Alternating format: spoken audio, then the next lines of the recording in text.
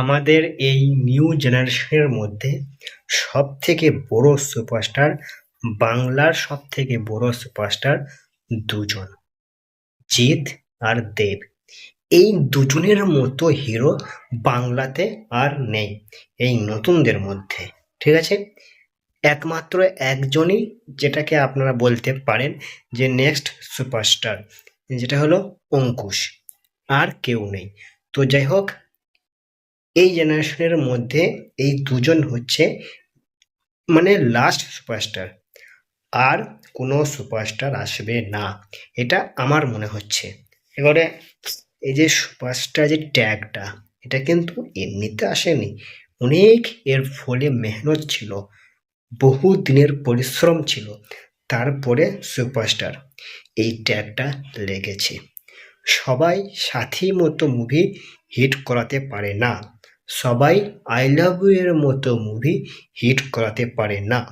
সাথী তখনকার যুগে অনেক দিন পর্যন্ত চলেছিল, রেকর্ড ব্রেকিং একটা ইনকাম করেছিল।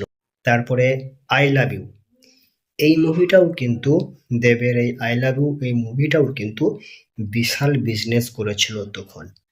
তো যাই হোক, এই যুগে দাঁড়িয়ে এই নিউ জেনারেশনের মধ্যে আমি কিন্তু দুজন সুপারস্টারকে বাছলাম, জিৎ আর দেব। এই দুজনের পরে আর কোনো সুপারস্টার আসবে না বাংলাতে। তেমন কোনো দমওয়ালা সুপারস্টার কিন্তু নেই, দমওয়ালা হিরো কিন্তু নেই, যে এই হিরোটা মানে এক চান্সে আমি বলতে পারি যে হ্যাঁ, এই বাংলার নেক্সট সুপারস্টার। কেউ আছে কি? কেউ নেই, আমার মতে বলে কেউ নেই। যেটা জিৎ দেব যেটা করতে পারে সেটা কেউ পারবে না করতে, এটা হলো আমার মানে বক্তব্য।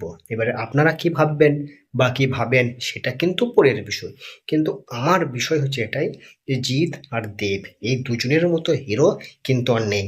আমি কিন্তু নতুনদের মধ্যে বললাম, আমি প্রসেনজিৎ, তারপরে তাপস পাল, এদেরকে আমি ধরছি না, মিঠুন, এদেরকে আমি ধরছি না, এরা কিন্তু মাস্টারপিস হিরো, এদেরকে আপনি বাদই দেন।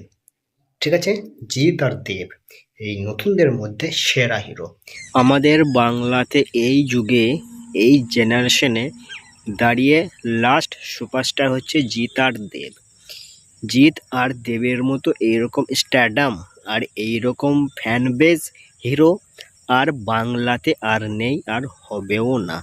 এটা এই জেনারেশনের লাস্ট সুপারস্টার এই দুজন, জিৎ আর দেব। এটা আপনাদেরকে মানতে হবে।